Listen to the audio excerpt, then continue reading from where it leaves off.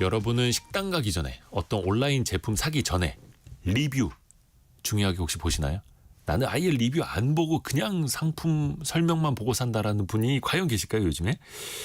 또 괜찮다 하는 후기 있으면 안심하고 사게 되고, 근데 혹평이 있으면 약간 또 결정을 미루게 됩니다. 우리는 왜 다른 사람의 한 줄 평에 그렇게 민감하게 반응을 할까요? 역시 심리학 개론 시간에 같이 한번 배워보시죠.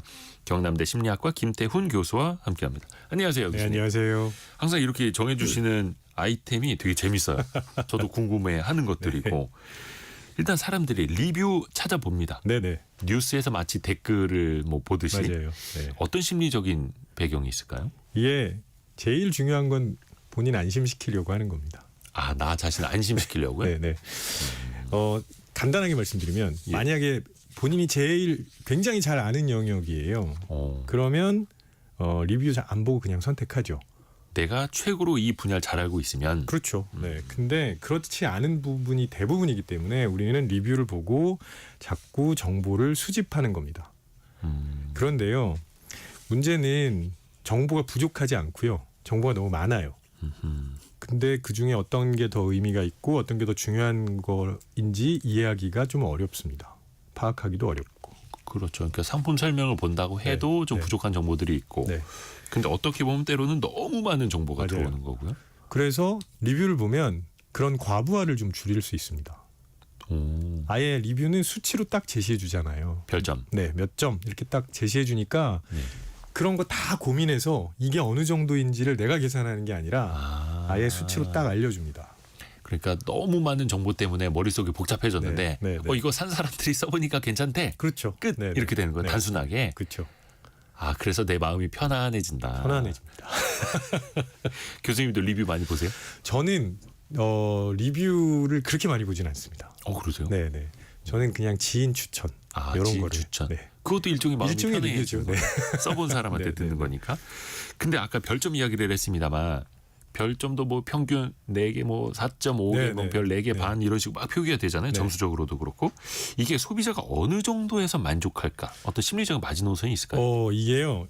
두 가지 측면을 생각해야 되는데 네. 첫 번째, 보통 5점이잖아요. 별 5개. 네네. 그러면 평균이 2.5점인가라고 생각하실 수 있는데 평균이 2.5점이 아닙니다. 평균? 네. 왜냐하면 우리가 0에서부터 5까지 가는 게 아니고요. 1에서부터 5까지 가요.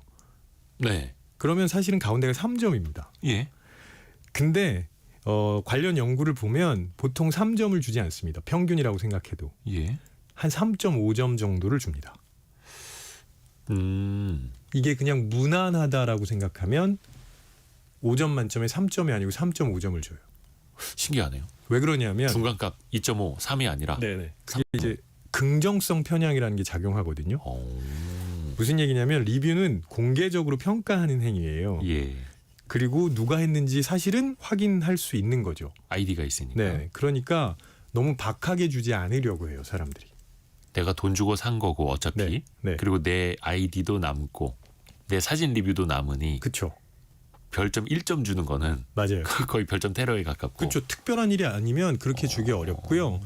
그래서 3.5점이 그냥 무난한 수준이라고 생각한다면 최소한 4점은 넘어야 사람들이 이제 고민해 보기 시작하는 겁니다. 그리고 우리의 마음속에도 네. 3.5점 정도가 마지노선이니까 그렇죠. 한 4점, 4.5점은 돼야 네네네. 내가 살만해 이렇게 네. 또 무의식적으로 갖고 있는 거예요. 그렇죠. 그러니까 우리가 평균에 초점을 맞추지 않고 믿을 만한 곳에 가고 싶잖아요. 그러니까 기준의 문턱이 더 높은 거네요. 그럼요. 심리적으로. 네, 그렇습니다. 그리고 이게 절대적으로 몇 점이 좋다 이거는 사실 딱 점수로 말씀드리긴 어려워요. 네네네. 무조건 4.5점이면 최고다 이렇게 할 수는 없는데 두 가지가 있습니다. 첫 번째, 5점 만점에 5점을 받은 데는 사람들이 의심합니다. 무슨 뭐 미슐랭도 아니고. 네. 그래서 오히려 이거 뭔가 있나라는 생각을 하게 되고요. 댓글 알바 아니야? 이런 식으로요. 네네. 너무 높아도 또 의심하게 그렇죠. 되고. 그다음에 제품이나 서비스의 유형에 따라서 사람들이 가지고 있는 기준점이 조금씩 달라집니다. 제품에 따라서도. 네, 네. 예를 들어서 패션이나 뷰티 제품 같은 거 있잖아요. 네네네. 이거는 개인에 따른 선호도 혹은 취향이 영향을 줄 수밖에 없죠. 그렇죠. 뭐 색상이나 어떤 뭐 발림성 재질. 네, 그렇죠. 네. 그러니까 상대적으로 4점대 초반이어도 사람들이 관심을 가집니다. 사람 따라 다를 수 네, 있으니까. 그렇죠. 네. 네, 이건 뭐 다른 사람한테 맞지만 나한테는 안 맞거나 반대도 있을 수 있으니까요. 근데 전자제품, 노트북이나 스마트폰 같은 고가의 제품은요, 기준 점수가 좀 높아요. 4.5점은 넘어야 됩니다. 왜냐하면 이거는 내가 돈을 거금을 투자하는 거니까 그렇죠. 잘못 사면 금전적인 손해라고 생각하고요.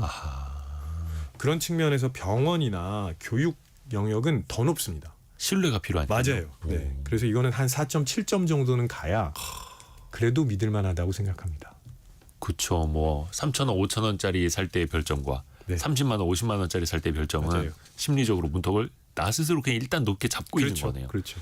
신뢰가 필요할수록 네, 네. 더 높은 별점이 필요하다. 야, 이거 장사하시거나 사업하시는 분들이 해서 이게 어렵습니다. 별점 관리하는 것도. 조금 전에 속보가 들어왔네요. 오늘 한국은행 금융통화위원회 열리는 날인데요. 기준금리를 인하했네요. 0.25%포인트 인하를 해서 연 2.75에서 2.5%로 한 계단 낮아졌습니다. 다시 말씀드리면 한국은행 금통위가 기준금리를 0.25%포인트 낮췄다라는 거고요. 이거는 시장 전문가들의 예상치랑 거의 동일한 결과이기도 합니다. 시장이 이번에는 금리를 낮출 거야 이렇게 예상을 또 하고 있었고요. 이후에 이창용 총재가 또 어떻게 이후의 통화정책에 대해서 이야기를 하는지 그 기자회견 내용도 나오면 또 저희가 2부에서도 계속 또 알려드릴게요. 자, 그러면 리뷰를 보고 뭔가를 우리는 이제 선택을 할 때 네네. 다른 사람들 어떻게 보는가 이렇게 들여다보기도 하는데 이게 리뷰 보고 갔는데 속는 경우 있습니다. 그럼요. 분명히 소문난 맛집이라고 해서 막 갔는데 내 입맛에는 안 맞고. 네. 근데 그럼에도 또 다음번에 선택을 할 땐 또 다시 또 리뷰를 봐요. 네. 왜 이렇게 반복하게 될까요? 되게 재밌는 게 뭐냐면요. 네. 실수를 반복하고 싶지 않잖아요. 그래서 오히려 이렇게 얘기합니다. 내가 리뷰를 지난번에 꼼꼼하게 안 봤나 봐. 그러니까 이번엔 더 꼼꼼하게 보고 가야 돼 하면서 리뷰를 봅니다. 리뷰를 찾아보고 나서 속았다고 생각을 했지만 네. 그래요? 네, 그런 분들이 꽤 많아요. 그러니까 내가 이런 리뷰를 놓쳤구나. 그래서 내가 선택을 잘못한 거구나라고 말씀하신다는 거예요. 저 밑에 별점 2개 주고 짜다고 한 사람이 있었는데 네. 내가 그걸 못 봤네. 네. 약간 합리화하는 거예요. 그렇죠. 네. 그래야 좀 안심할 수도 있고요. 네. 그리고 또 어떤 분들은 아예 리뷰만 보고 가시는 분들도 있습니다. 제품이나 서비스를 자세히 안 들여다보고 어떤 특색이 있는지는 모르고 네, 중요하지 않고 네. 일단 리뷰 많은지. 그렇죠. 이게 아까 김영대님이 일종의 군중 심리 아니냐고 물어보셨는데 비슷한 겁니까? 네, 뭐 맥락상 비슷한 부분이 있습니다. 네, 그러면은 어떤 리뷰에 끌리는지도 한번 좀 살펴볼게요. 예를 들어서 평점 한 4점 정도 되는데 리뷰가 100개 있는 식당. 네, 아니면 점수가 5점 만점인데 네. 리뷰가 한 9개, 10개 네, 정도 네. 있는 식당. 사람들은 어디로 가게 될까요? 일단 리뷰가요 너무 적으면 그 대표성이 없다고 생각합니다. 그래서 5개, 10개 정도 달린 리뷰는 사람들이 크게 신뢰하지 않고요. 그럼 몇 개 정도부터 사람들이 이 리뷰는 볼만하다고 생각하느냐 관련 연구가 꽤 많은데요. 몇 개 이상? 최소한 2, 30개를 넘어야 되고 50개 정도가 되면 안정적으로 사람들이 보기 시작하고요. 이것도 제품에 따라서 다를 것 같아요. 그게 음식점이냐, 그렇죠. 일반 네. 뭐 공산품이냐에 따라서. 맞습니다. 그러니까 우리가 얼마나 자주 사용하는 제품이냐 서비스냐에 따라서 달라질 수 있는데 그래도 통상 50개를 넘고 100개 정도 가면 사람들이 그래도 안정적으로 생각합니다. 이게 쿠팡이나 네이버 같은 스마트 스토어도 네. 그렇고 오픈마켓에 이제 상품을 올리는 분들이 그래서 어떻게 하시냐면 상품 페이지를 수정을 하지 새로운 상품 페이지를 안 만들죠. 맞아요. 그러니까 리뷰가 사라지니까. 0에서 시작이 네, 되는 네, 것보다 리뷰가 1000개, 2000개 맞아요. 쌓여 있는 걸 사람들이 또 중시하니까. 네, 네. 근데 알고 보면 그 상품 페이지가 거의 한 3년 전에 만들어진 거고 그 안에서 제품 이름하고 사진만 계속 바꾸고 있는 거고. 이것도 좀 많이들 아셔야 될 텐데. 근데 또 장사하시는 분들 입장에 이렇게 또 해야 한다는 그렇죠. 거고. 근데 어떤 분들이 이제 제품의 장점뿐만 아니라 단점까지 꼼꼼하게 쓰시는 네. 분들 있으시고요. 또 인생템이다. 네. 아니면 뭐 이렇게 고민은 배송만 늦출 뿐입니다. 자신의 감정까지 표현하시는 네. 분들도 있어요. 네. 네. 그런 사람들은 어떤 걸 보고 지갑을 열게 될까요? 자신의 감정을 담은 리뷰가 조금 더 영향력이 큽니다. 객관적인 것보다요. 네네. 왜냐하면 객관적으로 장점과 단점을 썼다고 해도 누군가의 단점이 나에게 장점이 되는 제품들도 많거든요. 그리고 음식점에 갔는데 맛집을 평가하면서 산도는 몇 %, 뭐 짠맛은 어느 정도 이렇게 한다고 우리가 그거 신경 쓰지 않아요. 근데 그게 아니라 부모님 모시고 갔는데 칭찬받았어요. 네. 이런 게 더 확 와닿는 거예요? 네, 그렇게 이야기로 구성하는 게 굉장히 중요합니다. 누구랑 언제 어떻게 갔고 그래서 참 좋았다. 그래서 약간 감정적인 거 그리고 스토리에 네. 사람은 또 약할 수밖에 없는 거고요. 반대로 그 좋은 긍정적인 리뷰가 한 100개 있는데 네, 네. 한 두세 개의 아주 좀 안 좋은 막 이렇게 혹평이 붙어 있어요. 근데 또 거기에 눈이 가게 됩니다. 가죠. 인간은 원래 기본적으로 부정적인 정보에 민감할 수밖에 없습니다. 한두 개의 부정적인 리뷰가 있어도요. 왠지 그것 때문에 계속 꺼림칙하고 혹시나 하는 생각을 해요. 그리고 그건 머릿속에 오래 남아 있습니다. 그래서 자영업 하시는 분들이 리뷰 안 네. 좋게 쓰시는 분 한두 분 때문에 더 막 속상해하는 맞아요. 거고요. 그래서 거기다 일부러 댓글을 다시기도 하죠. 오해가 있었다던가 이거는 뭐 죄송하다던가 이런 식으로 댓글을 다시는 겁니다. 이거는 사람의 심리상 어쩔 네네. 수 없이 부정적인 한두 개의 눈이 가게 되어 있다. 그럼요. 야, 이거 관리하기 힘듭니다.